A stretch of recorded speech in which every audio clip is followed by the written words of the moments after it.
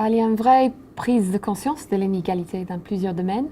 Dans le monde politique, la France est à la 60e place du classement international de la parité dans les parlements. Nous avons 26,2% des femmes élues à l'Assemblée. À noter que l'Irak, le Soudan du Sud, le Pérou ou le Vietnam se situent dans les mêmes zones que la France. Dans le monde du business et du travail, en termes d'écart de salaire, on est à 20%. Nous n'avons que 3 femmes parmi les PDG de CAC 40.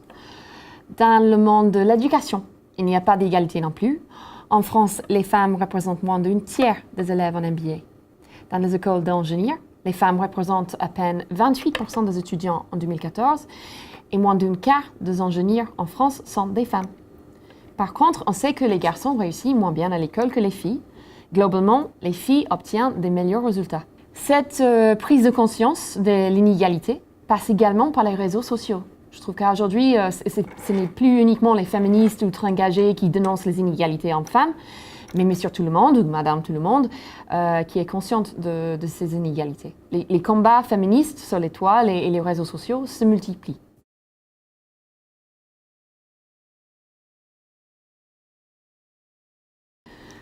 Les femmes ont plus de difficultés à prendre du pouvoir. On reste accroché à des représentations masculines, de pouvoir très fortement ancrées. Les femmes sont arrivées dans un monde de l'entreprise masculin, avec une culture et des codes masculins. Les comportements compétitifs sont tolérés et même attendus chez les hommes. C'est beaucoup moins le cas chez les femmes qui sont pourtant obligées de mettre en place des stratégies similaires. Par ailleurs, il y a aujourd'hui un manque avéré de rôle modèle. Il faut donc qu'il y en ait plus, mais qu'ils soient diversifiés, pour que tous puissent s'identifier. De plus, les médias ont un rôle important à jouer, et les réseaux sociaux dont je parlais tout à l'heure aussi. Aujourd'hui, surtout les médias, ils relaient un certain type de modèle qui renforce certains stéréotypes, tels que celui de la femme carriériste et individualiste qui empêche les collaborateurs d'avancer dans leur carrière.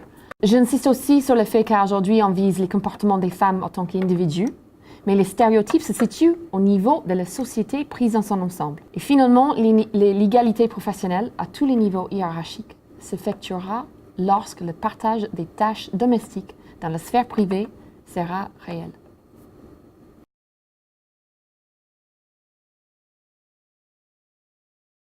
Il faut se poser des questions sur notre fonctionnement à la maison, au sein du couple, dans la famille et en entreprise.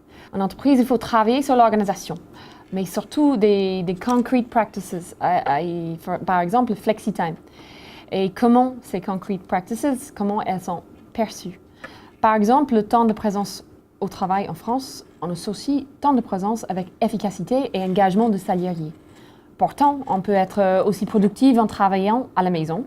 Et cette flexibilité facilite l'organisation familiale, qui est malheureusement toujours principalement la responsabilité des femmes.